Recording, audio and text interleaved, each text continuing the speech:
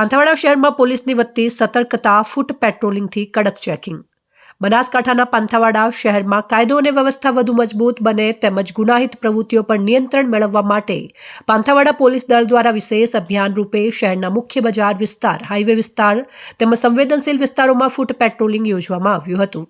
Police અધિકારી અને સ્ટાફની ટીમોએ ટીમ વાઇઝ વિસ્તાર આવરી લઈને પાંથાવાડા બસ સ્ટેન્ડ વિસ્તાર, માર્કેટયાર્ડ રોડ, રહેણાંક સોસાયટીઓ તથા હાઈવે પર વાહન વ્યવહાર ઘનિષ્ઠ હોય તેવા વિસ્તારોમાં ચેકિંગ હાથ ધર્યું હતું।